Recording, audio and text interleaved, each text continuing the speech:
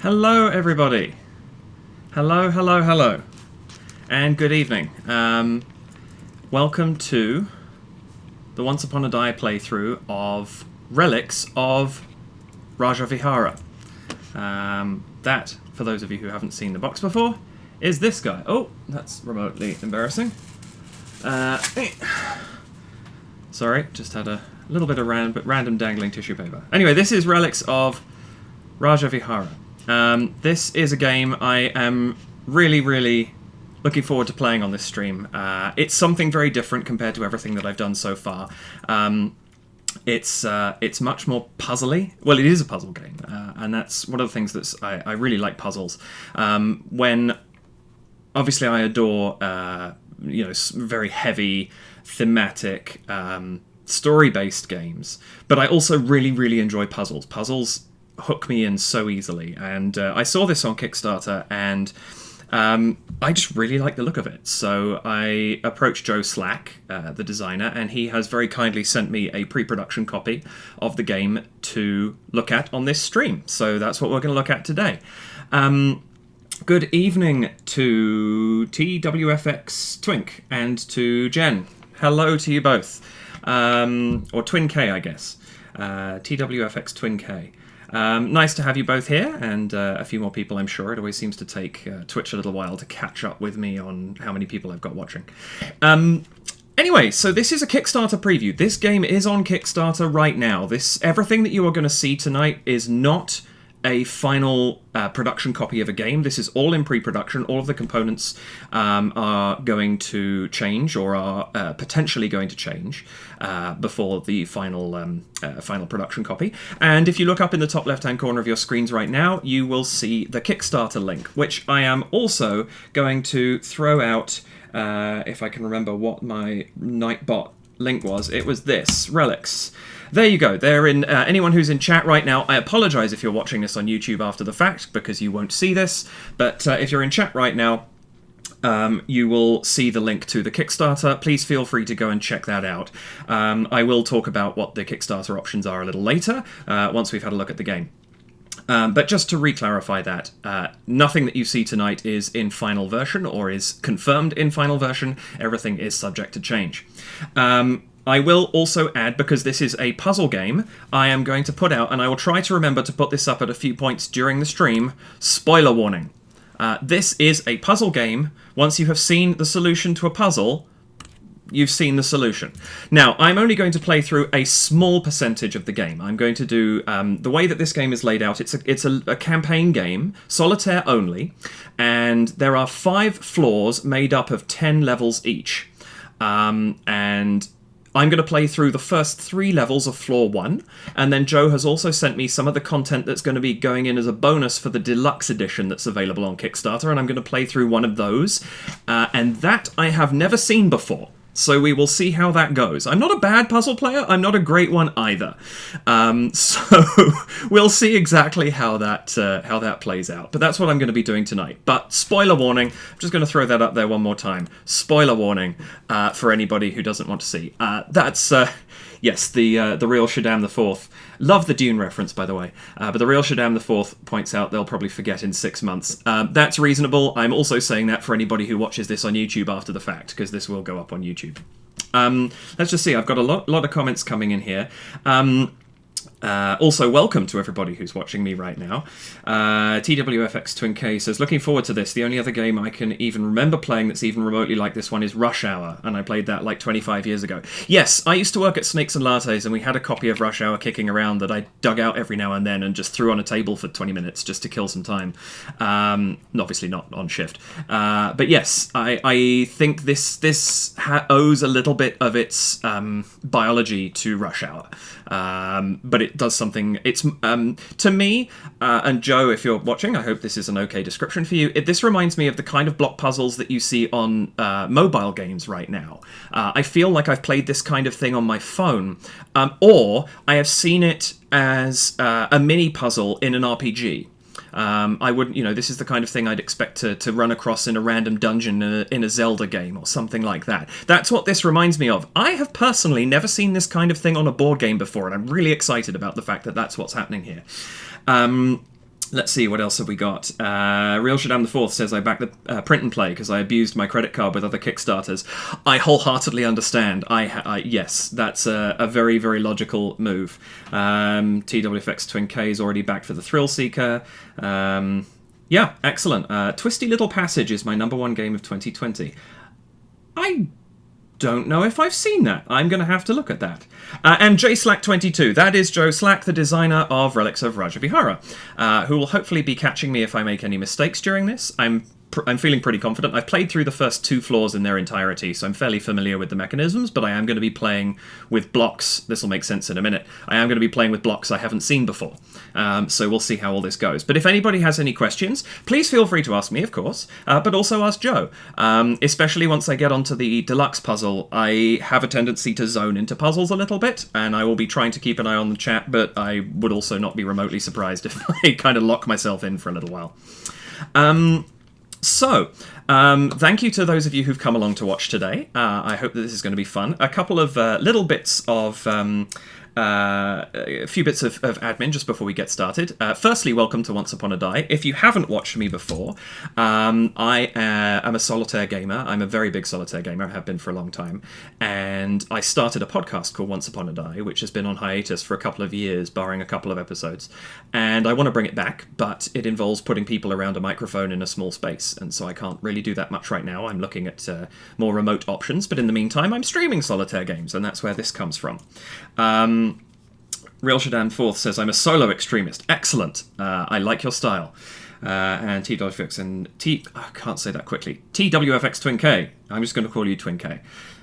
Says, evening JSlack22. Mainly a solo gamer when not at game night, so this was right up my alley. Excellent. I'm glad to hear it. I hope you do follow me if you haven't. I've had a bunch of people follow me in the last couple of hours. If you haven't done so, please do. I am a solo streamer, as I said,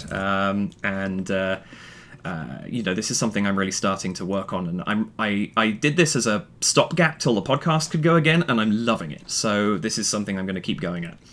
I do also want to quickly shout out 2 other channels before I get started. Moyle's Meticulous Minis, which for those of you in chat, I've just thrown up a link to.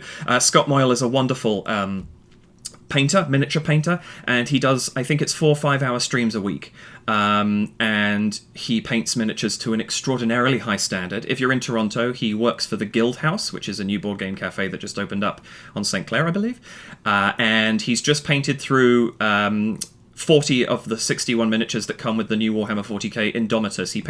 He tried to do 61 in a week, but he goes to such a high quality and didn't want to sacrifice that. It was a self-imposed deadline, so he's done 40 of them and he's doing the rest, and they'll be on display at the Guildhouse once he's done. But Scott is a wonderful human, and I highly recommend that you check out his channel. In addition to that, and streaming right now actually, so I should say head over and check them out, but once you've seen this stream, of course, Into the Meepleverse. My friend Billy, he is a fantastic board gamer as well, and he does a stream, I think, once a week right now, but I think he's been doing a few more recently. I think he's trying to increase his schedule. So check him out as well, Into the Meepleverse. They're a podcast also, but I think he, like me, is streaming more at the moment. And I do want to do one quick shout out that the 3 of us have pitched together to create a Discord for our channels. And again, chat, I just threw a link to the Discord in there. Please feel free to go and join the channel if you would like to. Yes, that's it's a Discord where you can chat to the 3 of us, talk about different things. We've got a few channels up and going, but we're also open to suggestions of other things you might like to hear about. With that all said, let's get on with the gaming. So I'm going to shrink me down, and there we go. Here is our Relics of Rajavihara board. You'll notice my iPad is on screen, and that's because I have also added this camera. This is going to be slightly experimental, but it occurred to me that this puzzle is 3D, and from top down, that's not going to be so easy to see. So I've added a little bit of this. It might get in its own way a little bit, but hopefully this will allow you guys to see a little bit more of the challenge of what's going on. I'm just trying to make sure that you can see the whole board as much as possible in both of these. So hopefully this makes sense. I'm actually going to chuck this over the iPad because the iPad isn't pretty, and that gives me more room to play with. There we go. That makes more sense. So one final time, spoiler warning as we go into Relics of Rajavihara. So this is a block puzzle. What do I mean by block puzzle? I mean exactly that. you deal in blocks. These are the crates that you start out with at the very first level. They are a really nice block. They're quite heavy, actually.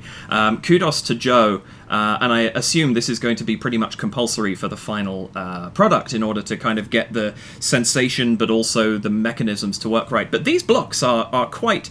this is a wooden table. There's quite a heft to them.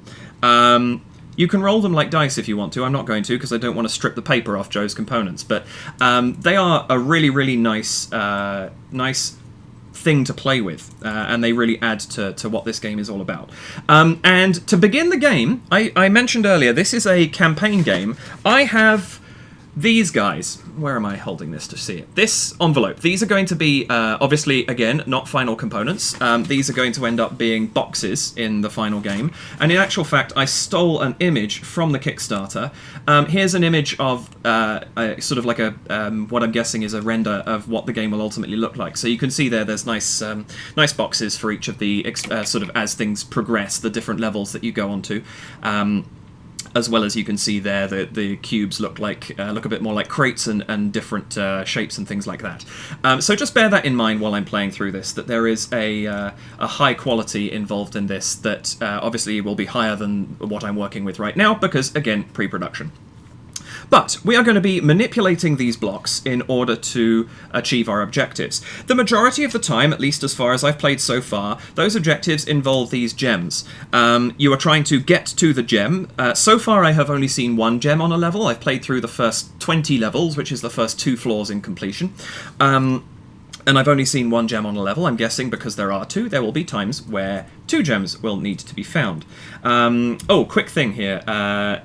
Joe has just mentioned, yes, there will be solid 1-inch wooden blocks and will be silkscreen printed, so there are no stickers. Yes, these are nice blocks, but obviously have the paper printing on them, just to standard prototype fare. But there's going to be some really nice screen printed components in the final quality game. We also have 2 meeples. These are going to be. If I remember correctly from the Kickstarter page, these will be a bit more stylized. These represent yourself. We are Virginia. I told myself I wasn't going to forget this. Virginia Rivers. I was going to say Virginia Masters. We are Virginia Rivers, the explorer who's kind of an Indiana Jones type, going down into the temple of Rajavihara to try and reclaim the treasure and sort of,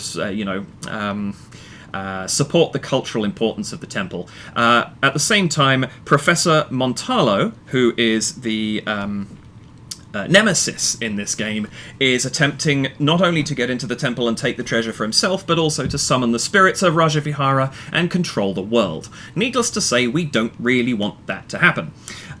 So we are also trying to stop him, but the majority of the time is going to be spent claiming gems, at least, as I say, as far as I have got in the campaign so far.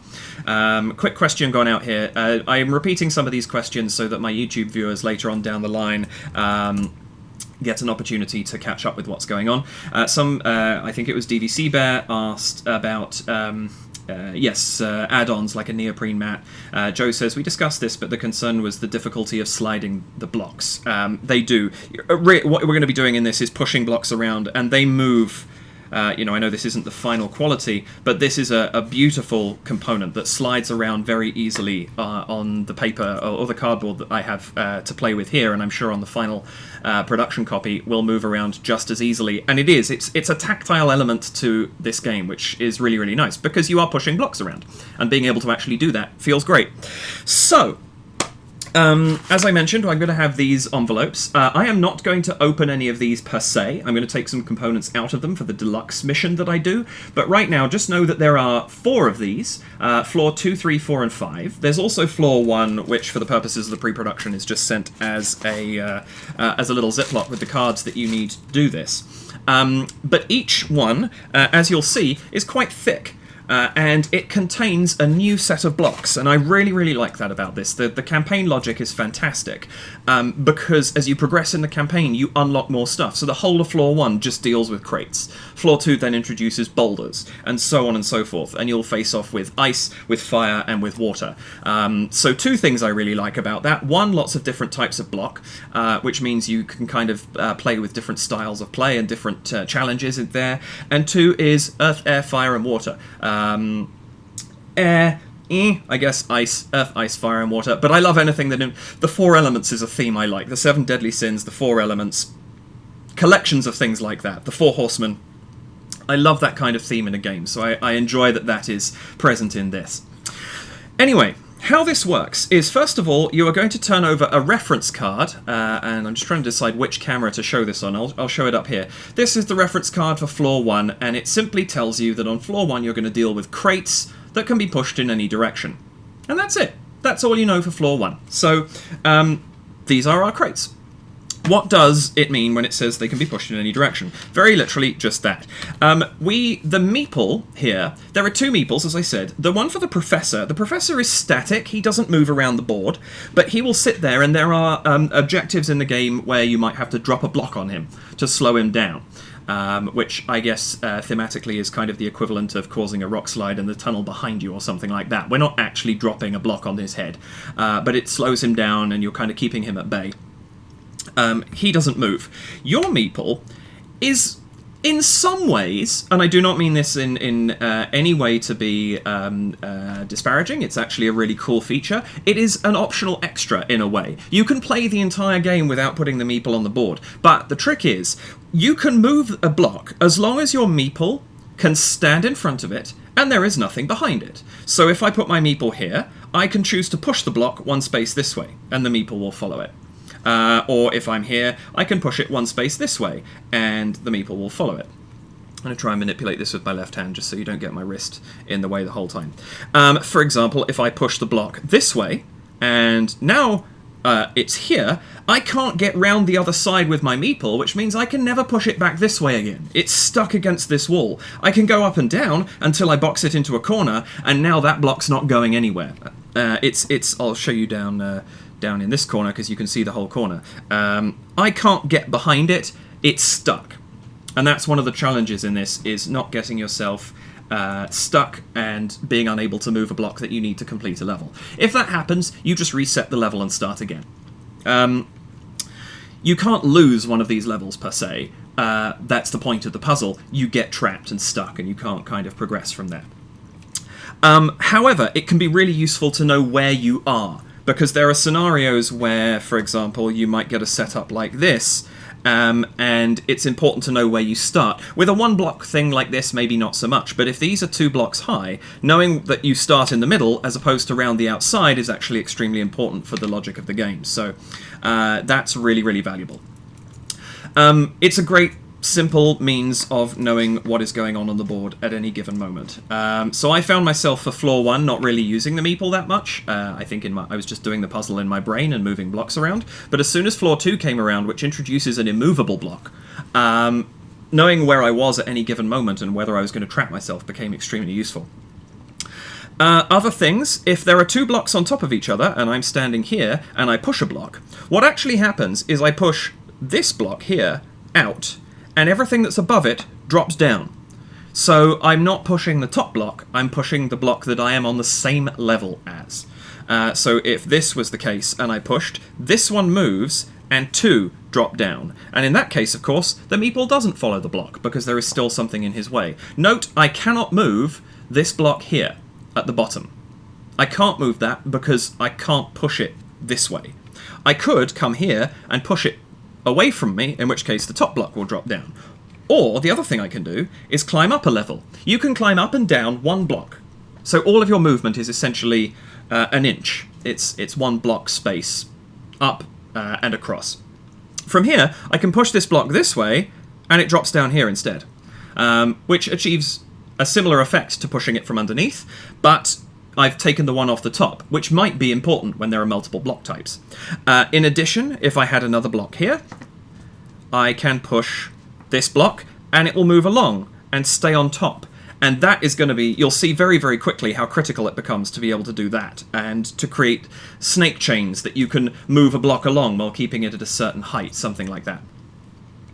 Obviously, if I come down to the end, I push that off, and now I can't move this block along anymore, and you know, you need to start manipulating blocks in different ways to be able to access them. You can get yourself trapped in nasty situations where, you know, I need to move, I've got this kind of situation going on, and I need to move this block, and if you move it this way and it drops down into this square, now you're really stuck, because it's now formed its own corner, and you can't move that block either, because even if I move these guys out of the way, you've doubled your corner up, and now you have 2 blocks stuck that can't go anywhere. So that's the kind of challenge you're going to be facing. Other than that, off the top of my head, I'm not thinking of any other... I'm just going to skim. Joe, please feel free to jump in if there's anything critical I've missed. But I think that's the majority of the rules for this covered. Yes. Also, you can't drop a block on a gem. I don't know why you would want to, but you can't do it. And you can't occupy the same space as another meeple, which means if the professor is on the board, you can't walk into his space, which could be very important for manipulating blocks around.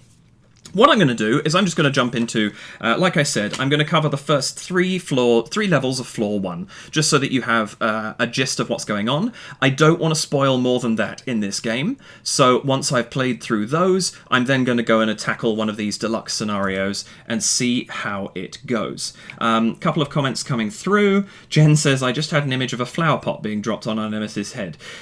Sure! I feel like dropping crockery and pottery is probably a very valid way of slowing someone down in this kind of scenario. And the moving of the blocks feels a bit like playing a game of chess, trying to keep 3 or 4 moves ahead. Yeah, actually, there's something to that. Knowing where you're going with something, it's all very well to push a block off the top of something and come round and try to move it to where you want it to be, but you need to know in advance where you're getting it to. Otherwise, you can get yourself locked into a side of a wall or something like that, and you've misused your block and lost the opportunity to move it where it needs to go. Certainly, by the time I was getting towards the end of level 2, floor 2, sorry, it was getting fairly easy to kind of get myself blocked into a corner, essentially. Oh yes, Joe says you have unlimited movements and time. If you realise you're stuck, just reset and try again. Yeah, there's no time limit to this game. Like I said a little earlier, I think you don't really lose this game. You just fail the puzzle and try again, which is also why I don't want to spoiler too much, because it will be giving puzzles away, and you know, if someone's watching this close to release on YouTube or something like that, then potentially you're not going to get the I don't want to kill the game for you. But I will play through floors 1-1, 1-2, and 1-3. Real Shaddam IV says, do you need to count the number of moves? You don't. There is no move system in this game that I'm aware of, unless, Joe, you want to correct me, or if there's something you're developing. But it might be fun to do it in a means of, can you find the most efficient way? And I think there's where some replayability comes into this game. Okay, I completed that level, but did I do it as efficiently as I could do? Can I find a better way to do it? I'm just going to move this, because I just realised that... my link tree is kind of disappearing, so such as it's not the greatest way of doing it, I'm just going to move a hard drive down, because that's going to comfortably sit in the way and at least make it slightly easier to read. Still working on my setup here. But yeah, I can see there being a replayable element in trying to beat your own movement count to see if you can do something more efficiently. Some of the puzzles have fairly evident solutions once you clock onto them. And some of them I feel like I've completed that puzzle, and sure, I've beaten it and moved on to the next floor, but I'm not sure I did it in the most efficient way. So I think there's definitely some potential in that. Anyway, we're going to move on. So here is the card for floor 1-1. So what we're looking at here, first of all, our goal down the bottom says get the gem. Simply have to get the gem. There's no nemesis on this floor. We just have to pick the gem up by stepping onto it. And then what you'll see there is there's only one type of block on this floor, which is the crates. And the symbol for crates is depicted here so that you understand what you're looking at. And you see we have, doing this live, single levels of crates. And then when it says 2 or even 3, that means those are stacks of that type of block. So I have stacks of 2s and 3s here, and what I'm going to do is just very quickly lay out what we have here. So 4 spaces up from the bottom, we have 2 crates next to each other like so. We have 1 in the corner, we have a 3 high crate here, and we have 2 high here, 2 high here, and 2 high here. Now this level actually uses all of the blocks. Not all of the levels do. As it so happens, the first level does. I'm just going to manipulate this camera a little. Ooh, I need to stand that on something. I'll just use a pen. This is extremely high-tech here, guys. And that's not high enough. I didn't think this through. This was a last-minute plan to try to improve the visibility of this game. There we go. Sorry, you've got a little bit of my tech in the background there. And there is our gem for this level. And we start down here in the bottom. There's going to be a little bit of angle flipping for you guys, but I want to make sure that you can see, you know, the verticality of this puzzle is extremely important, and I wanted to make sure that you could see that. A couple of comments before I dive in. Rockin'2 Robin says, I'm going to buy a special table just to keep this out and on display in between levels. My friends will be so curious. Yes, as I mentioned earlier, I worked at Snakes and Lattes in Toronto for 4.5 years as a game teacher, and one of the big things with that is there are games that we noticed very, very quickly when you get them out, and it's games like Riff Raff or I can't remember what it was. There's a wonderful game where you're building something and you have a crane attached to your forehead. And as soon as you saw people playing those games, you wanted to know what they were. This is going to be one of those. It's going to really get people's attention, I think. A Gerban52 says, what about team play? Seems ideal for teams. Joe responds, many reviewers said they enjoyed playing through with their partner. It's really up to you. I could see that being a thing. I mean, ultimately, it's the same puzzle, but I could see it being really interesting to play this with somebody. Real Shaddam IV says, are the print and play versions of the cube a kind of origami or paper folding, or do I need solid wood blocks? And as I read that, Joe responded, it will include stickers, but you'll need to provide the blocks. A fan did make a paper version that I will include as an option if you would like to use these, although they won't be nearly as stable. Lift It! Thank you. Joe says lift it. That's the game with the crane on your forehead. But yeah, that's good to know. So if you're playing the P&P version, you'll need to provide blocks. 1-inch blocks, I think not too difficult to come across. But I, from my limited experience with this so far, I would highly recommend something tactile. I think paper, you know, if I... Sorry, I'm going to try and use my left hand. If I poke this, you know, it's moving, but I can still take it and put it back and all that sort of thing. Especially after 3 or 4 games of this, if I poke one of the a paper cube, it's going to collapse very quickly. I think something more tactile would be excellent. Anyway, so how do we play this game? Well, we're here. We have to get up here, up to this gem, and we move. Everything in this game, incidentally, diagonals mean nothing. Nothing moves diagonally. You only move orthogonally, which, for those of you who don't know the term, it means up, down, left, and right. So orthogonal is the opposite of diagonal. So there's my orthogonal movement from this square, up, down, left, and right. I cannot make these moves. And the reason for that is I might not be able to. I might have blocked myself in somehow. So what I'm going to do is I'm simply going to move over to here, and then I'm going to push this cube. So I'm going to go move, and then move, and now this cube is against this cube here. I'm going to jump up 1 level, I'm going to push it once more to here, and now I can jump up 1 level, and I've got the gem. And that's the first level of the game. It is very, very evidently there to give you an idea of how the game works. Believe me, the puzzles get more challenging than that. I'm not going to be showing much challenging stuff from the campaign because, again, I don't want to do spoilers, and for anyone who hasn't seen it yet, spoiler warning, for this entire playthrough. Anything I'm actually playing will be a spoiler of sorts. But yes, that's how this game fundamentally works. Joe says dice can also be used for print and play. Actually, yeah, that would be my suggestion, would be get dice. I would suggest very strongly you would want to find dice that are the same size, and it's probably easier to do a square-sided die than a round-sided die because it'll be less difficult. It will be harder to knock your towers down once you've built them up. You could probably buy, there's 12, I assume there's 12 of each block, Joe, correct me if I'm wrong. I think it's 12 of each block in the game, so you could just get 12 of 5 different kinds of die. Twin K just said the same thing. Get 12 of 5 different colours of dice, and each colour represents a different block. Very, very easy, and it certainly would work. Anyway, so that's floor 1-1 complete, so I'm now able to move on to floor 1-2, which is not going to be much more difficult, but it will at least sort of give you a different setup. So that's what this looks like, so you simply take everything off the board and rebuild. So for this one, again, 4 up, we have 2 sets of 2 blocks, then we're going to have a 3 in the middle. Again, that 3 is going to be where the gem is hiding, and we're going to have singles all around the outside, like so. And I'm just going to move this camera back again so that you guys can see what's going on over here. And this time we're going to start up here.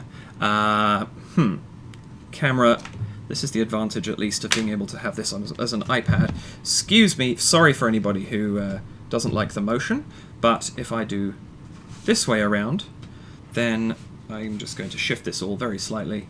This might give you a better view of what's going on. Let's do that. I might manipulate the board a little for this one, just because multiple angles, etc, etc, etc. Want to make sure that you guys can see what's going on. If any of my camera work is not showing you what you need to see well enough, please let me know, and I will do my best to adjust accordingly. Okay, Joe says that 12 is the most blocks you have of any type, but not every type has the same number of blocks. Just for anyone in chat, I've just put the Kickstarter link up again if you want to go and check the Kickstarter. Again, it's also in the top left-hand corner of my screen. Hopefully you can read. So, here is floor 2. Now, I need to remember what I did to win this floor. Oh, I do remember what I did to win this floor, I think. Right, I don't know if this is the way the puzzle is supposed to be completed, but actually I am going to turn this around and bring this back this way. Oops. And not put my finger directly over the camera. I am going to bring this back this way, because the way that I solve this puzzle is from this angle here. And what I did was, very simply, this. And I went, come this way, and then come this way, and then I hop up onto the blocks here, and from this side, you push this block, which is going to then fall into the gap that exists, and the gem falls 1 level down, and then whoop, up I go, and I've got the gem. The other thing I'm looking at this now, and I'm just trying to see if it is possible from here to achieve it. I'm not sure that it is. Because you see, this is what I was talking about it being very important to know where you are coming from. Because if you look at this from... The other thing I was thinking of doing is if you could move one of these blocks to here, then you don't need to push the 3 down at all. You could just go 1, 2, 3 and climb up. Oops. And that would do it. But I'm looking at this puzzle, and I don't think there is a way without pushing that... In fact, even with pushing that block down, I don't think there's a way of actually moving one of these blocks, even one space, because all of the cubes down the bottom are tightly packed in, and so you can't actually move any of them out to change places. They're very, very stuck in where they are. So it's all about manipulating the one block that you can that lets you get to the gem. So that's floor 1-2. This is floor 1-3 here.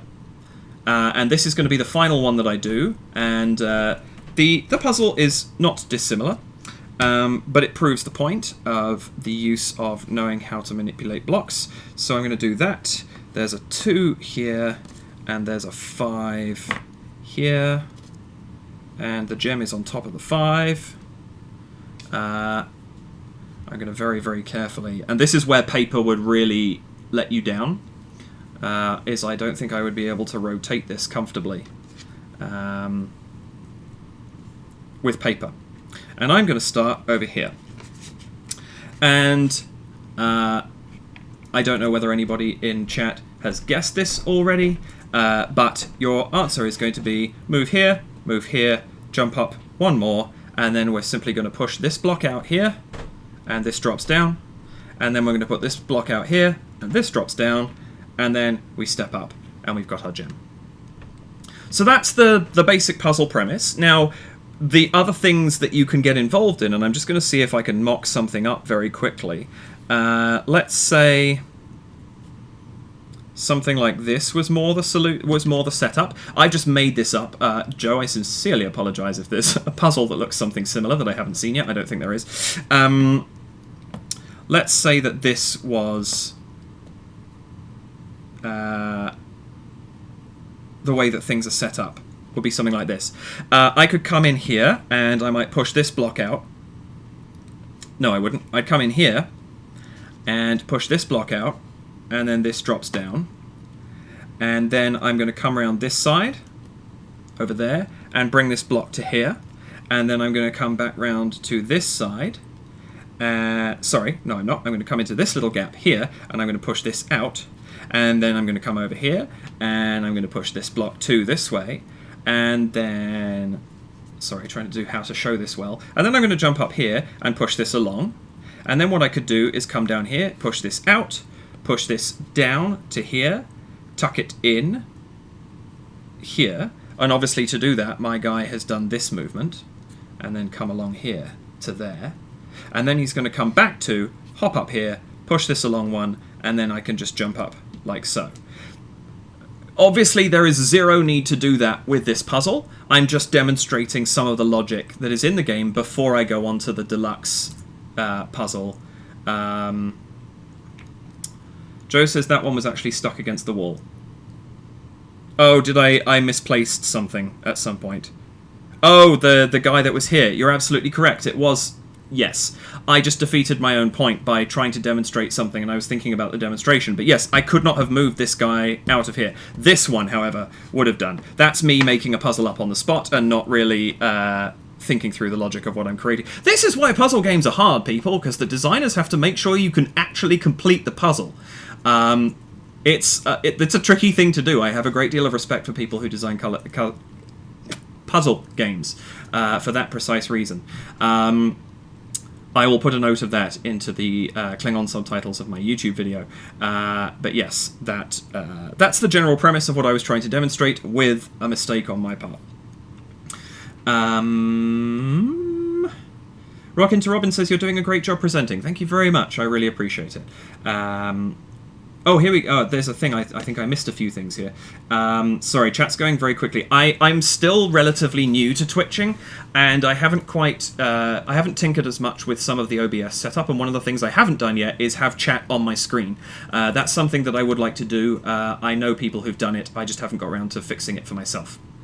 I will do that. Twin K says, I'm waiting for my first set of gemstone dice. I love gemstone dice. I really want to get some. I also saw a set recently that I don't think was... unfortunately, I think it was from one of those sort of slightly questionable things that comes up on Facebook advertising, but they were clear acrylic dice with rubber ducks in them, which I thought were fantastic, but I questioned the veracity of the shop. Real Shaddam the Force says, you can get 50 1-inch wood cubes on Amazon for cheap. Yeah, that would do it. In fact, Joe, yes, says 50 would be more than enough. You only actually need 38 for the base game, but potential expansions. Twin K says they look gorgeous. White with black streaks that kind of look like lightning strike through it. They sound like amazing dice. I love... Dice are incredible. I'm not a particular D&D player. I've never actually played D&D. I've played a couple of tabletop RPGs. But I love dice. Dice are so cool. Yes, where am I? Age Urban says, expansions, that would be nice after the game is released. Yes, absolutely. Expansions are always cool. Real Shaddam the Fourth, this could be relevant to anyone watching. If I back the print and play now, and when you release the game, will I be able to buy the physical version at the last minute if I manage to print money? Joe says I'll have the Pledge Manager open for a few weeks following the campaign. So even if you pledge $1, you will get access to the Pledge Manager. I'm going to take a second, therefore, to go over the different pledges. I realise I wrote down the prices. I did not write down the names of the Kickstarter pledges. But for $1 Canadian, you can simply support the project. And for those who are familiar with Kickstarter, you'll know that once you've pledged into something, 99% of pledge managers will allow you to buy in later on down the line. Sometimes you miss out on early birds and things like that, but there isn't anything on this campaign you're going to miss out on if you do that. So if you don't have the money right now but think you will do later, you can throw $1 in to support, and you'll be able to buy in later in the campaign. For $12 Canadian, you get the print and play copy of the game, which we've already been talking about here in the chat. Very, very practical way of playing the thing. And for $43 Canadian, you get the hard copy, the beautiful final printed production of this, which once again will look something like this render. And that, I think, is going to be a really, really nice thing to have. And it's going to look really cool, too. Like we were talking about that a few minutes ago, about what it looks like on the table. This is going to look fantastic, I think. For $53, you get the deluxe copy, 53 Canadian. The deluxe copy includes 20 bonus levels. And, oh good, Joe's giving me the names here. Thrill Seeker is the deluxe version. Adventurer is the base game, Map Maker is the print and play. But yes, the deluxe copy comes with 20 bonus levels, and I'm going to be playing through one of those shortly. And that'll give you an idea of some of the extra content that's coming in. And then for $67 Canadian, you can get the retailer pledge, and so if there happens to be a retailer watching right now, that's how you get involved. For those of you watching on YouTube, my apologies for the... well, I guess if you're watching in the next couple of days, great. But if you're watching after Friday, July the... What's that going to be? The 31st? Yes, it's at 10 a.m. on 27, 28, 29, 31. Yes, 31st. 10 a.m. on Friday, July 31st, 2020. This Kickstarter ends. That's 10 a.m. EDT or EST. And that's how long you have to jump in on this campaign. For those in chat, I just put in the link again for you, and Joe's been giving a little information in chat too. So that's that. And without further ado, I'm going to clear this board. I'm going to take all campaign stuff away, and we're going to look at one of the deluxe levels. And for that reason, for everybody who is watching right now, I'm going to throw up one more of these. Spoiler warning. Spoiler warning, spoiler warning, spoiler warning. At this point, I am going to reveal the 4 other types of blocks, what they do, etc., etc., etc., which you will uncover during the campaign. I think it's all detailed on the Kickstarter page anyway, but if you don't want to know too much, stop watching now. I don't like saying that. This is a live Twitch stream. I want you to watch, but I also don't want to spoil the game too much for you. So if you are somebody who would prefer not to see what else is in this at this time, then thank you for watching, and please feel free to head off and check out the Kickstarter and not spoil the game further for yourselves. For everybody else, let's go. So, I got this nice little extra Ziploc bag here that has an extra reference card for Floor 5, as well as 3 different deluxe scenarios. I'm going to choose one of them, and I'm going to choose one that I've not even looked at these. This is the first time I've opened this Ziploc, other than to understand the Floor 5 reference card, which has all the block types on them, to make sure I knew what I was talking about. I'm going to choose something that looks like it might be hellishly difficult, but to my... yes. Yeah, I think this guy.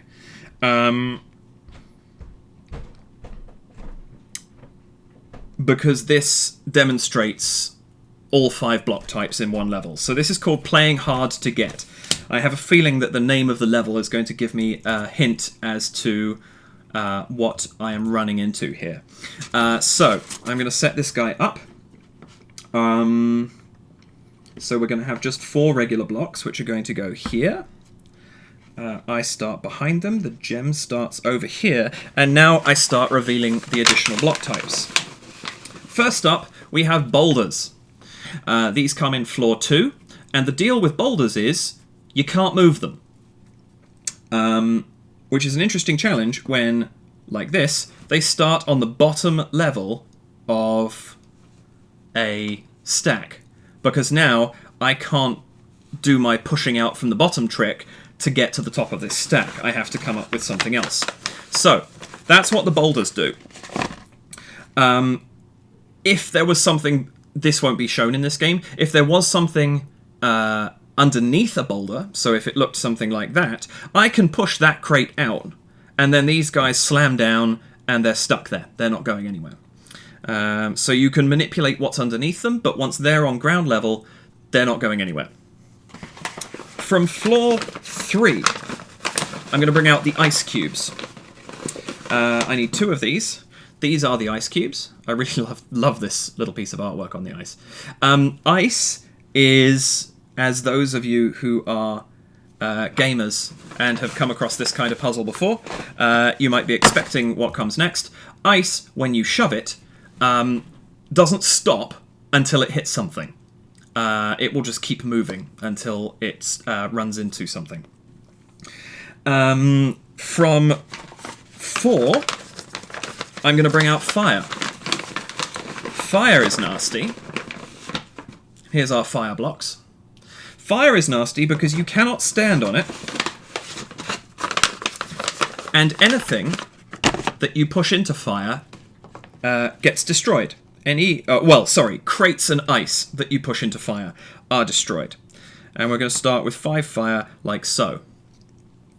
Notice the 5 fire is currently surrounding where the gem is, which means I have to find a way of getting to it. Now, in floor 4, you don't have a means of dealing with fire. Remember, if I push a box onto fire, it burns up. If I push ice onto fire, it melts.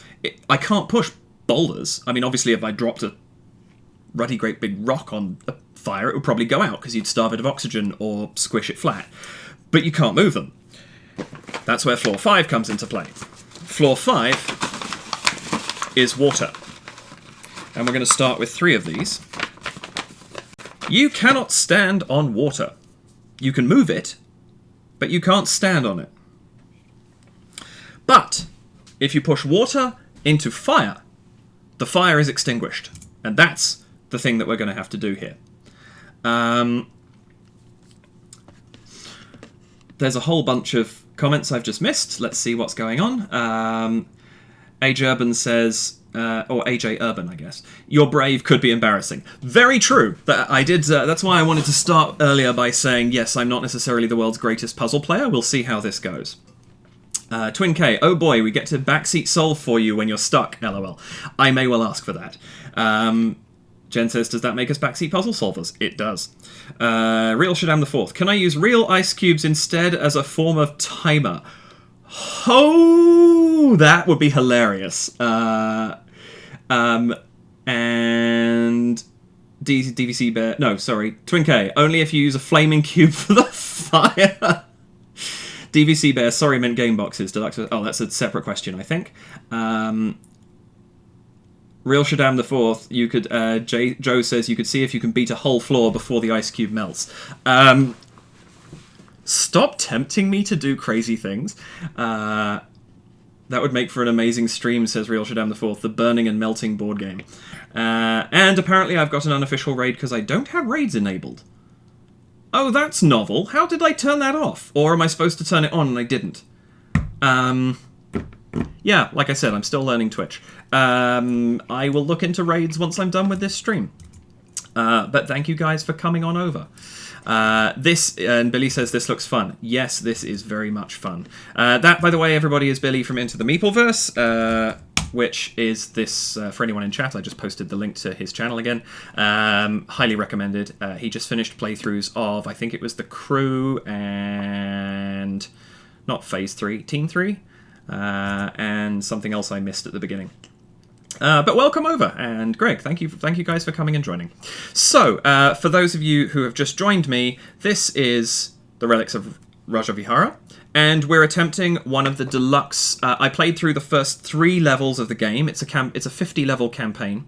I played through the first 3 levels, and this is one of the deluxe levels because I don't want to spoil anything else because this is a puzzle game, and so. Once you know the solution, you know the solution. So this is one of the deluxe bonus levels that comes with the deluxe edition of the game, and we're going to have a go at it. As I was saying to folks on stream a little earlier, I have not even looked at this yet. I have no idea how it's going to go. Yeah. So the aim, for anyone who's missed it so far, we are the little black meeple that's hiding in the middle there. Over here in the very bottom, there is a gem. I can move crates. I cannot move boulders, which are underneath here, these green cubes. Water puts out fire. I can't walk on fire, and it will destroy ice and crates, and ice will slide until it hits something else. And that's that. Real Shadam the Fourth has said, is there any story and flavor text as we progress? Joe says yes, there is a story that goes along with it.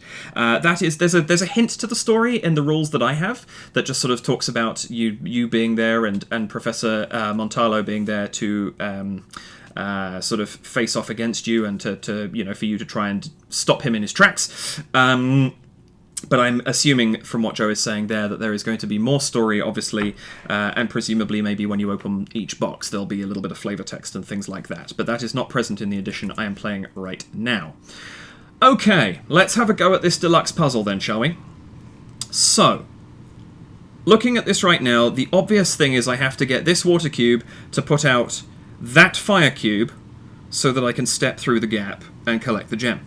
I can't cross water, and these waters are against the wall, which means I'm not able to actually move them. And I can't stand on fire, which means, yes, somehow, so I have to climb up 2 levels, and I have to do it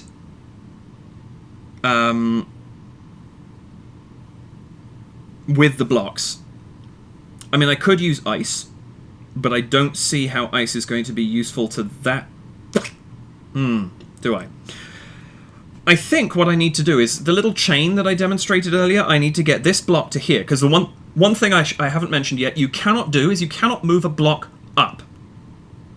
So these things are, well, I mean, look at the, I'm just going to move this for a second. Look at the size of the meeple compared to the block. This is not, what's a good example? Not Tomb Raider. Tomb Raider, you could push or pull blocks. You couldn't pick them up. I don't know. I can't think of a game off the top of my head right now, but you can't pick up a box that's twice your size and move it by yourself. So, yes, if I came right now and I push this block under here and this one drops down, I now have no means of going up to the 3rd level to push this block off. That's the other thing. I need to know where I'm pushing it off from. Because if I push it off from the side, the ice is going to be in the way. Oh, let's put this back up again. That was just a demonstration. I'm not obviously going to do something like that.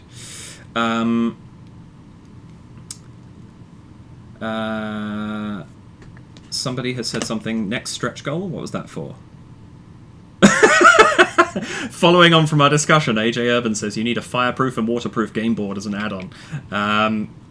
Yeah, if you were going to do ice cubes and fire on the board, you would. Invisible cubes. Yes. I like that. And Joe says, more story has been added since this version of the prototype. And Joe says he's always working on more levels, which is very exciting, because I feel like this is a game, you've got to come up with a puzzle that works. That's what I was saying earlier. I really respect designers that do this kind of game, because the puzzle has to be solvable. That's the big deal. Yes. And Twin K says, of course you can pick blocks up. You just need to find the gold gauntlets of strength to be able to.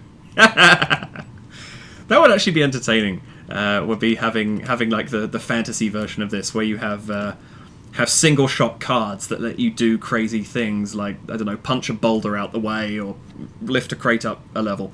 Anyway, I'm just rambling at this point. Let's have a crack at this puzzle. I'm putting it off because I feel like I'm going to embarrass myself. Let's have a look. Well, I think I'm going to start by moving here. I guess I could jump over the block, but I'm going to be cool about this. And I'm going to push this ice block. Now, remember, I don't just push an ice block here. It moves until it hits something, which means it's going to slide to here just from that one push. And then I think what I want to do is run all the way around the outside and then shove it against this corner, because I don't think I want it.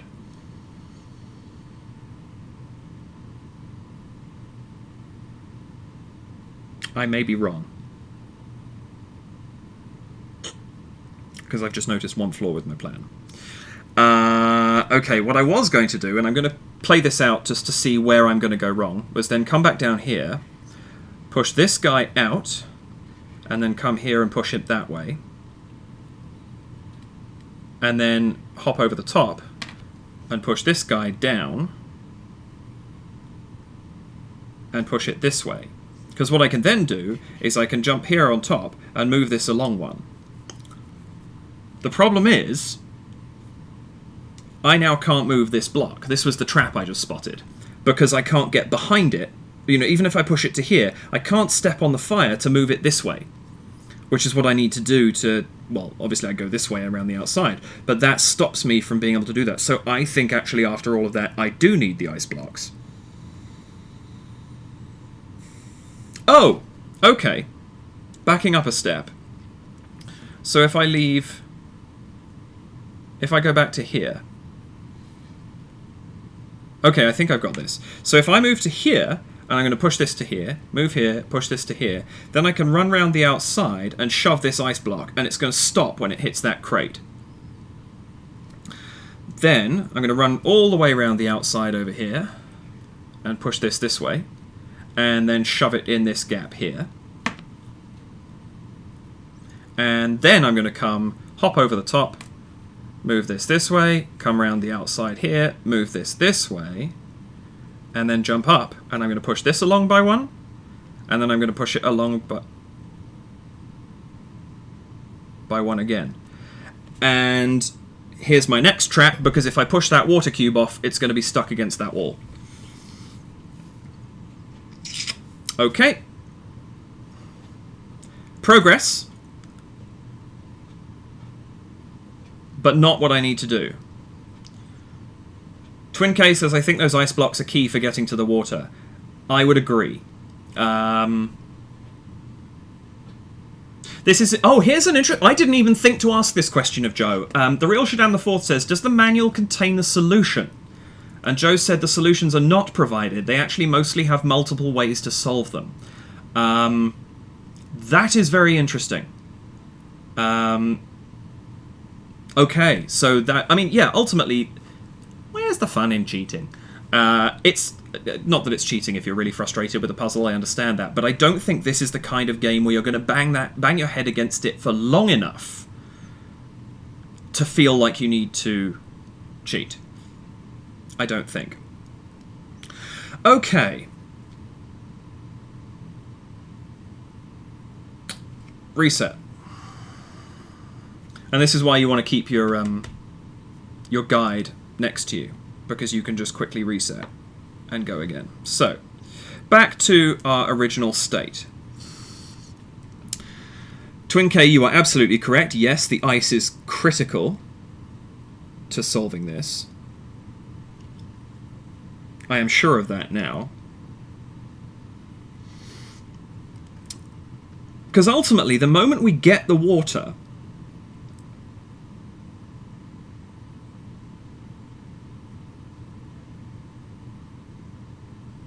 The moment we get the water, in theory, that's it. You just have to transport the water to here. Joe says this is a tricky level. Yup. Jen says, I kind of feel like I'm watching someone pack the trunk of a small car in preparation for a camping trip. It kind of feels like that.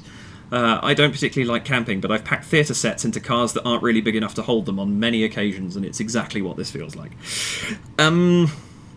Okay, let's try something else. Because I realise the problem is I cannot push the water cube this way. I have to push it sideways, or potentially... Well, no, I'm not going to be able to push it this way, I don't think. But I have to push it sideways. The reason being, if I push it this way, I can't get it off the wall. It has to come down to floor level in somewhere where I can move it away from the boulders. Because I can't move the boulders. Actually, maybe... Do I want to go at it from the far side?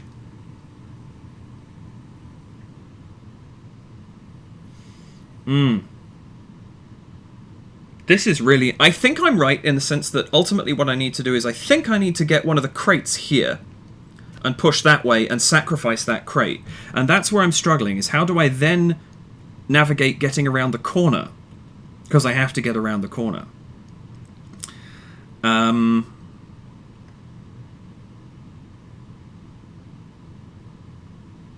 Oh, this is tricky.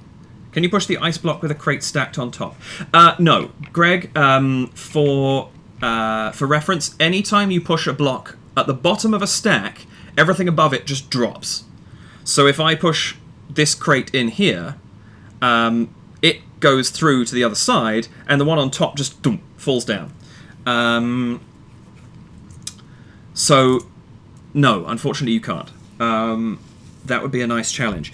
Okay, I need to just start playing. I'm staring at this, trying to visualize it in my head, and that's not massively helpful. So, let's have a go. So I think I need to get it. I need to get that block round the corner, which means I need to be able to step up. Okay, maybe.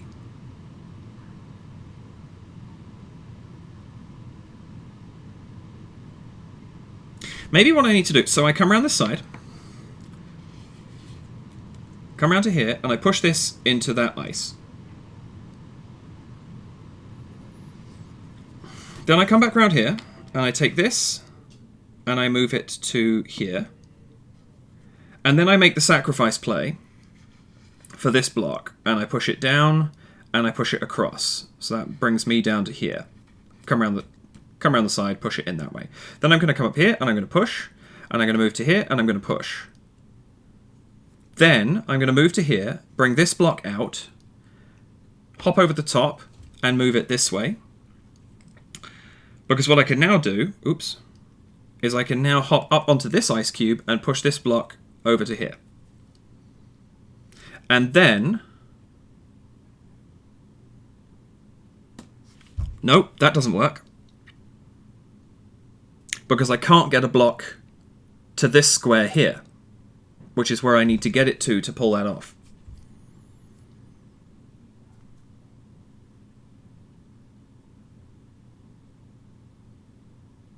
Joe, this is nasty! Well played.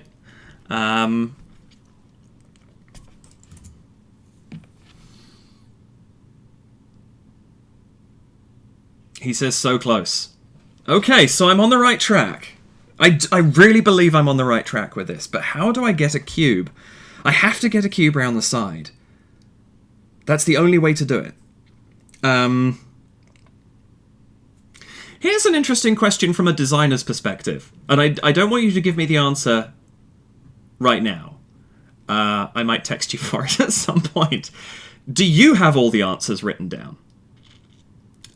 That's my question for you. Do you keep these all tracked, or do you try and do them every now and then? I assume at some point you've written them down to make sure that they're doable. But yeah, just curious on that, because this kind of design thing I'm interested in. Twin K says, I think I have it. Give me one more crack at it, Twin K, and then maybe I'll get that backseat puzzle solving in. Real Shadam Force says, I'll play the game alone in a dirt basement of an abandoned house in the middle of the forest on a moonless night with only candles as light just to make the game feel more horror. Yeah. I also think having any kind of soundtrack, like the Escape from the Cursed Temple soundtrack running in the background, although the gongs would be a bit off-putting. Okay, let's have one more crack at this. Reset. Joe says no. Oh, so you don't have them written down. I come back and have fun resolving them. That is also completely reasonable. And I think if you're enjoying your own game, hell, why not? And you've obviously, there's, there were 20 deluxe levels, so there's 70 levels in the base game just as it comes. You're not going to remember all of those. I like that. I think that's cool. That you can kind of keep playing your own game even after you've designed it. That also speaks to the replayability. For anybody who's going, well, once I know the solution to a puzzle, I know the solution to a puzzle. Maybe, but unless you have a hyperactive memory or an eidetic memory, being able to come back and knowing the solution to at least all of the puzzles would be very difficult. And unless I'm very much mistaken, I didn't read over this sheet as much, but I'm pretty sure you have like you have sort of a design your own advanced level thing in there as well, right? I didn't read that fully. If you can post a note in the chat as to what that's about. Yeah. Real Shadam the Fourth says, attack from behind. Push the 2 ice cubes to the back. That could work, but I still need to get the crate round the corner. And I'm struggling to work out how to do that. Because ultimately, you need it to turn the corner. Somehow, I have to approach the water from one of the 3 sides at the back. I can't approach it from the front. So yes, attack from behind is sorts, but how do I do that? If you guys have spotted something, give me about 5 more minutes at this, and if I haven't beaten it, I'm going to ask you guys what you think. Let's have a look. So I was mostly there by moving that. The problem is if I move the ice, If I move the second ice, like, because I think this is a good starting point.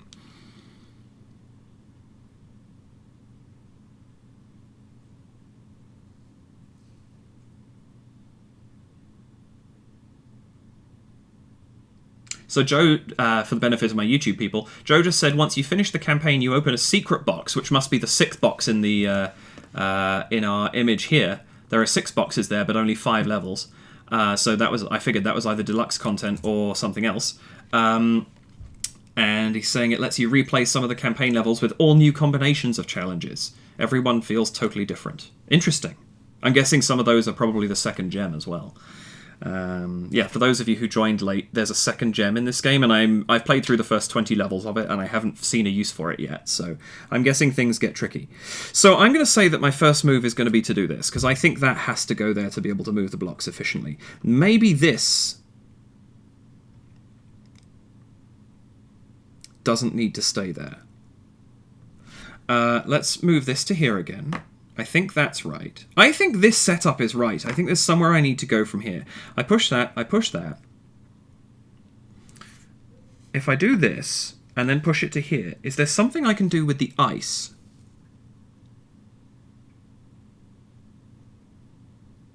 No, I don't think there is. Not useful.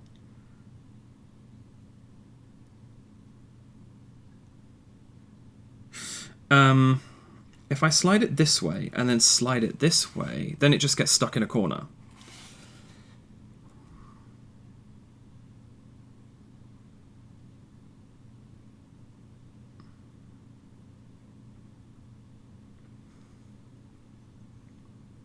Oh, Real Shaddam the Fourth says he's found it. Or you found it, forgive me.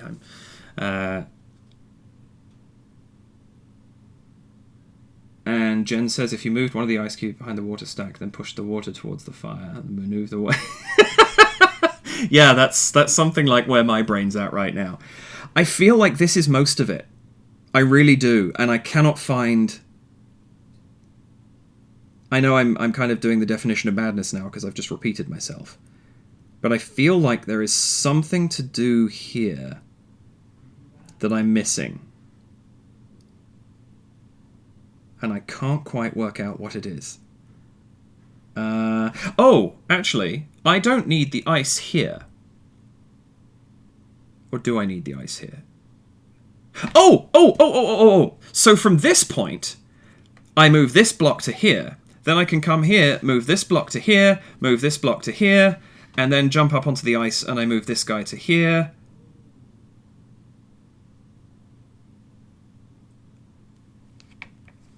Rats.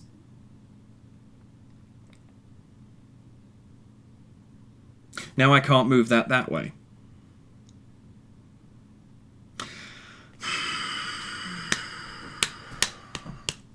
Joe says even closer. I'm obviously on the right track.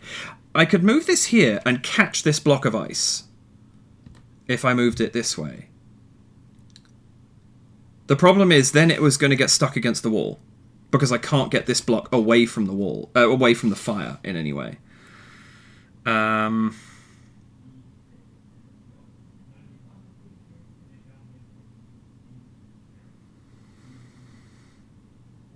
if I did that earlier... Why would I do that earlier? Okay, sorry. Twin K, hold for a second. I'm obviously onto something here. Joe is giving me one subtle hint. I'm going to have one more try with this, and if I don't get it work, just because I don't want to keep you guys waiting for too long while I'm just kind of fumbling over one puzzle, I will ask for that that piece of advice from yourself and from Shaddam the Fourth. If I did that earlier... So if I come around here, I still think the first move is push this way. Then I think what you're saying is I come and now push this block of ice?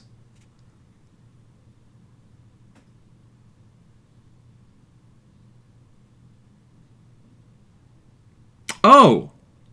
Are you saying if I do this and then shove it from here, then the ice is here? Maybe that's it.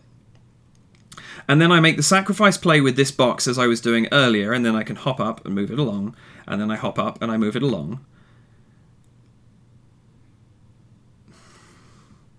Is this anywhere closer? And then I come to here, and I come to here, No, that's not it. Because now I can still get it to here, but now I've lost my... Actually, well, I guess I can move that to there, and then I can move all of these around to here. The problem is I've now lost my means of pushing it that way. No, I thought I saw what you were getting at, and I was wrong.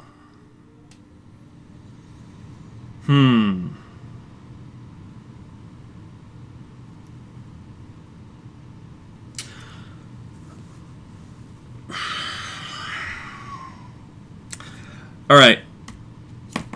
Chat. Go for it. What am I missing? I don't want to keep this... Normally I would sit here happily for the next half hour banging my head against this. And see where I could go. What I do know is I have to get the water down. The water has to come off... I have to push it from either the sides or from the back, so that I can keep moving it, because if I push it off backwards, it's stuck against the back wall. I know that. I know I need the ice to get to the water, and that's all it's used for, I'm pretty sure. And then I just have to get everything out the way, get the water to this fire, and walk through it. That I know. Twin K says, got my hint correctly without me saying it. Now I have a second hint. Go for the second hint, then. Shadan Force says, top water needed to snuff the fire. Yes, agreed. What's the second hint, Twin K? You've seen something I haven't, I think, and this has me so intrigued and I can't find it, and it's annoying me that I didn't get this, but I'm going for it. Let's have the help. Let's see what you guys think.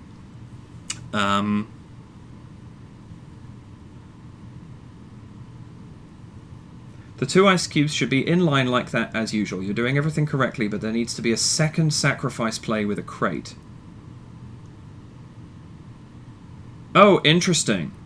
So we think this is so correct first move. Tell me if I'm correct up to here, Twin K, in terms of what you're thinking. So we do that. We push this to here, and this into here. Thus far... that you're saying at that point I've got to the right play, and then I'm going to do the sacrifice play with the crate and go boom boom. And thus far I'm correct. Is that what you're saying?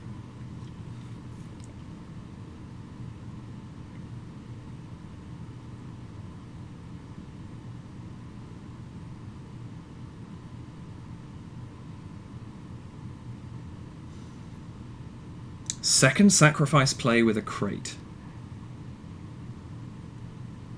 I assume the logic from that is I've got to push a crate against a wall? Because I don't think pushing anything else against the fire right now is going to be useful.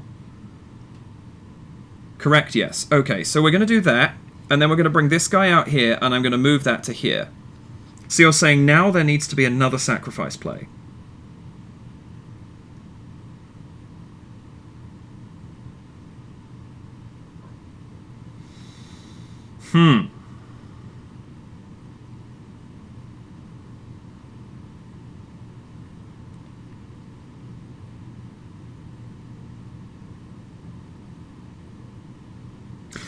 I'm not seeing it. I'm sure you're right, but I'm not seeing it. Because if I bring... This guy now can't move. The one on the second level is stuck where he is. And I need to get it here, which means I need a crate to go underneath.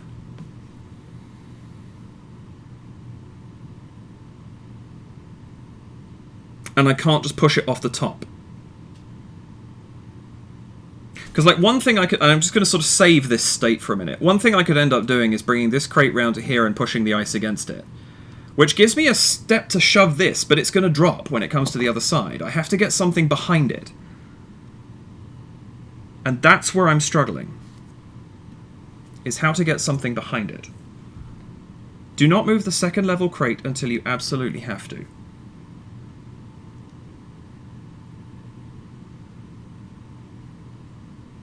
Okay, so we go back to here. Or, oh, sorry, until we absolutely have to. So we actually go back to here.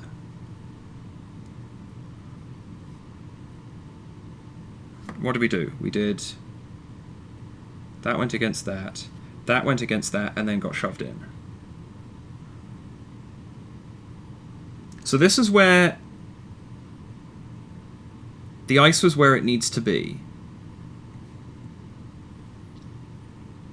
I just changed sides, didn't I? Let's just do that, so it's at least things are coherent.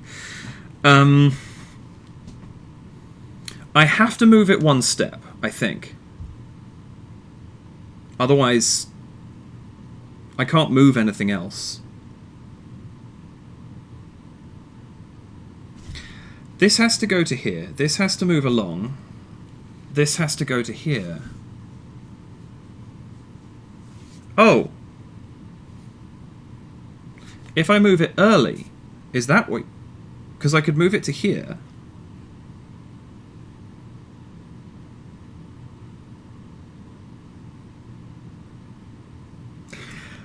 You guys must be banging your heads against the screen going, I know the answer.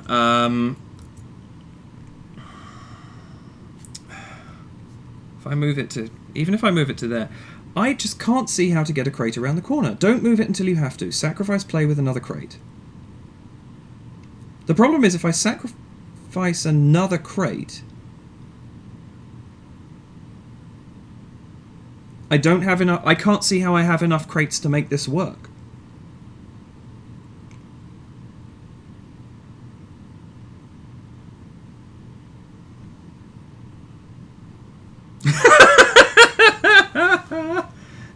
Twin K says inner puzzle rage.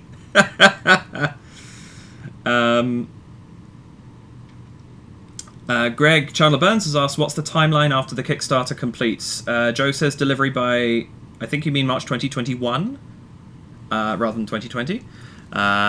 If you can do by March 2020, I'll be impressed. Sorry.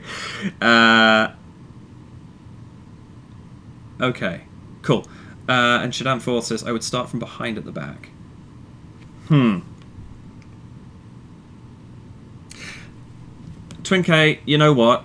Go for it. I'm massively missing something here and I can't see what it is. I don't want to keep you guys staring at me, scratching at my head. So a crate needs to be next to the boulder and then ice, ice. Only moving the second level crate as needed along the path. The crate needs to be next to the boulder. And then ice, ice. When you say next to the boulder, on the side or at the front? Like, are you saying that a crate needs to be here? Or are you saying that a crate needs to be here? Because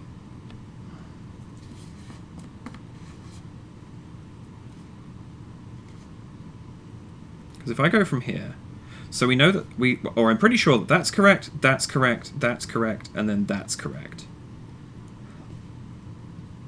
I need a crate next to the boulder, and then ice, ice. On the side. Yeah, I agree with that.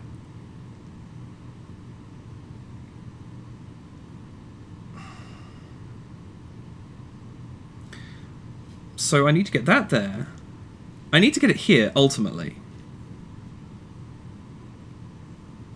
Because that is where I need to get the second level crate to, which means it needs to somehow go 1, 2, across, and across. So are you saying I need to make a sacrifice play by putting a crate on this square and then shoving ice into it?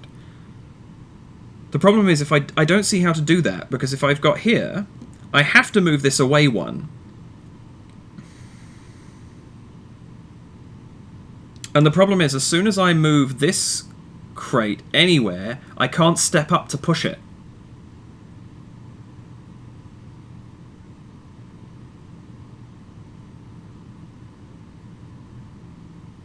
Yeah, so you're saying I need to get ice to this, to this square here. Which makes sense to me, I just don't see how to do it. What am I missing?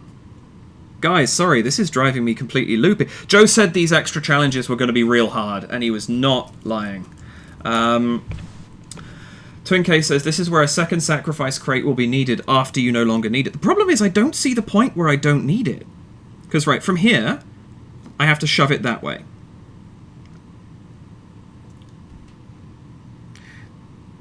then I need a crate to be here and a crate to be here, and then I can shove it that way. And now I can't get a crate round the back. I'm missing something completely. Joe says, sorry, don't apologise. I love a hard puzzle. I'm conscious I don't want it to be too tedious for people watching me just trying to scratch my head. What am I missing? So if I go around here and I get this... Oh, I see. Because you see, my problem is... And this is where I may be missing something. If I move this across here... Because I can make that happen.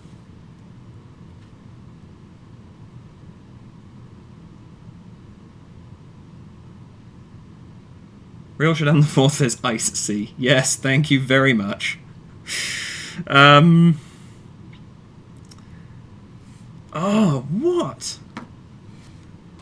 I love the fact that this is such a brain burner, and I know I'm going to kick myself when I eventually find the solution. It needs to go that way.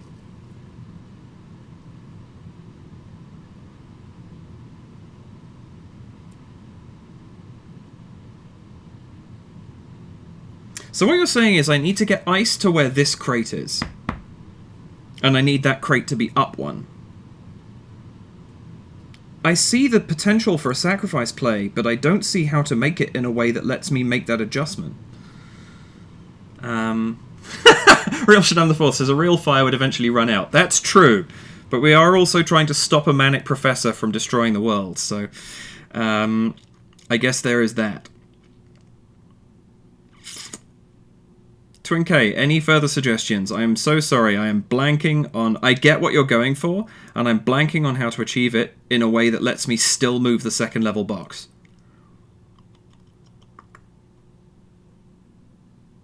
Joe, I don't know if you have a solid answer to this. Is this construction right now correct?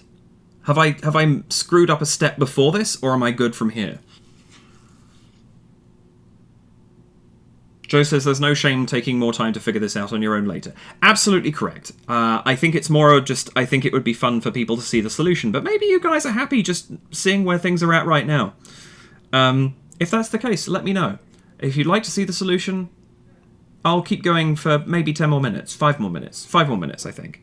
And I'll call it there if I haven't beaten it.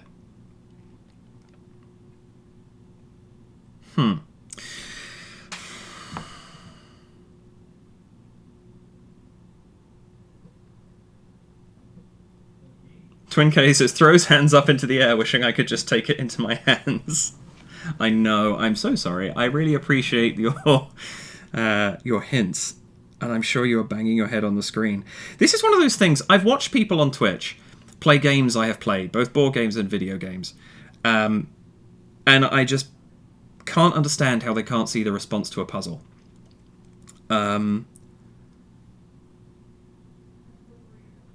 But I think it's hard, and especially when you're trying to narrate too, because the last thing I want to do is sit here in silence.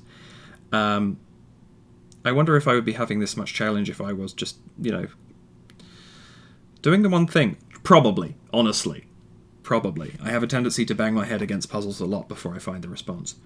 Real Shadam the Fourth says, fold the board, fold space. You know what? Given that the water's there and the fire's there, if I just fold the board in half, the water will be on top of the fire. And then I could just step over the boulders.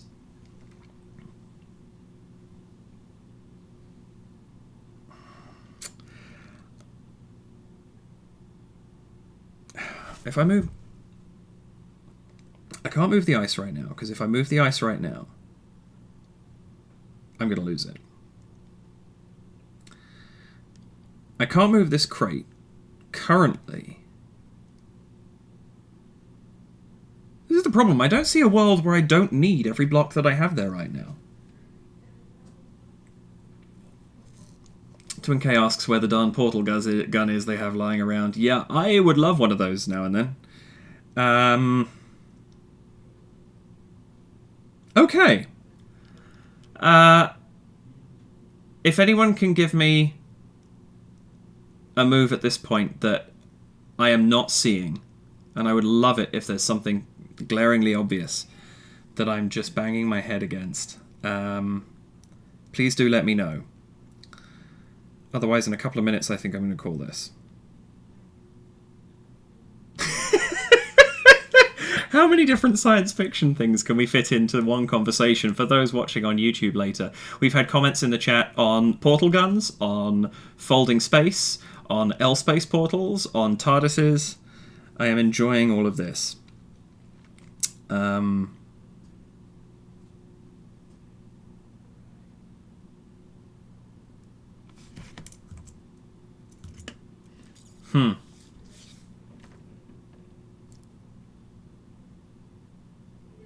I am probably embarrassing myself right now, but I truly have nothing. I can't see how to do this. Last call for a solution move that I'm missing. If anyone has it, go for it. Otherwise, I am going to call this.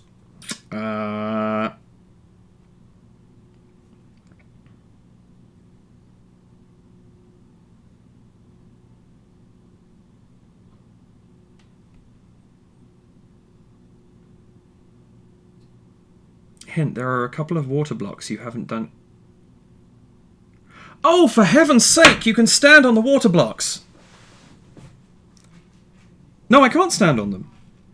But I can't stand on water. That means I can't cross them.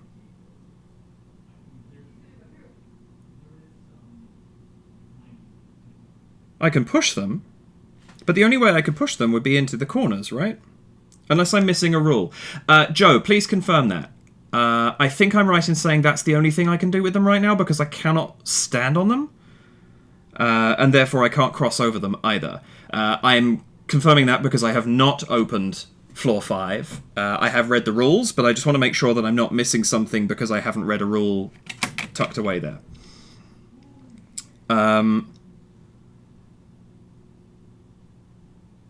Oh, no, that's Joe's mistake.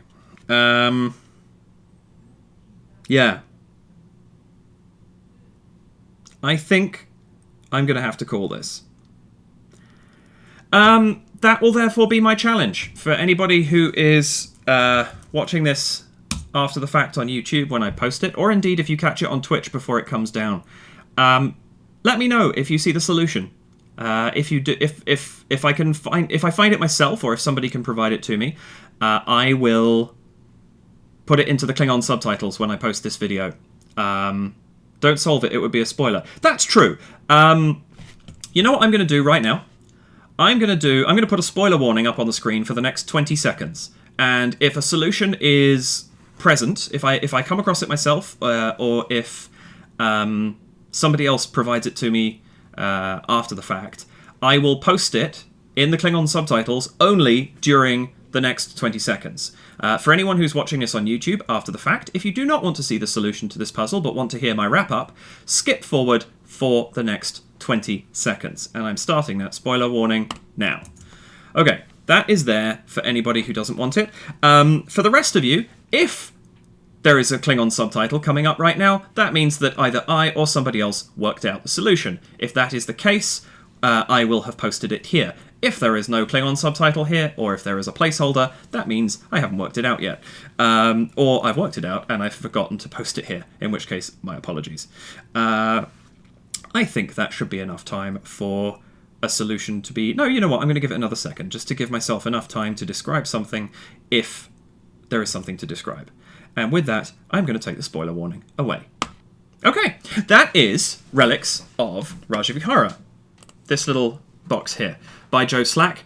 Joe, thank you so very much for coming along and joining me in the chat today, and being here while I play through this. I really, really like this game. As you can see, I think, you know, those first 3 levels that I played at the beginning of the, or sort of in the middle of the stream, not particularly difficult. You can see the solution to them fairly quickly as soon as you get the logic of moving the blocks around, which is, of course, the point. This proves there's some really, really heavy stuff in there that you need to try and work your way through. I love that. I think this is absolutely fantastic. it's going to look even more pretty once it's got all of its fully produced components, which I'm really looking forward to seeing. I think this is going to be a fantastic game. Remember, the Kickstarter is live until Friday, July the 31st, 2020 at 10 a.m. EST. So at the time I'm saying this right now, there is something in the region of, I don't know what that equates to, but about 80-something hours left on the Kickstarter. So if you've enjoyed this, head over there and grab a copy. I'm going to. I think it's a fantastic game.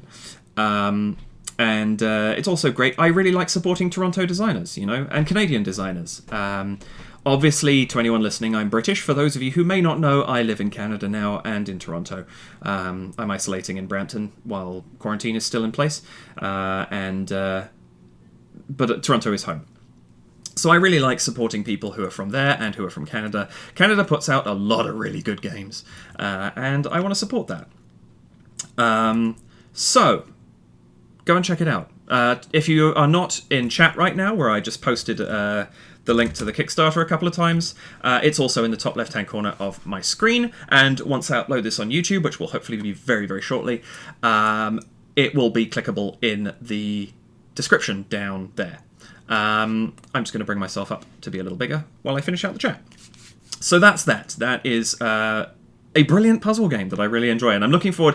I'm going to try and crack through a few more flaws before I have to give this copy back to Joe to pass on to somebody else. And there you go. I hope this has given you enough to get a feel of it and to give you an idea as to whether or not this is something you would enjoy. I know it's up my street. I know I talk a lot about focusing on the story and how heavy story games, but I really like doing something like this as well. It's story is ultimately going to be,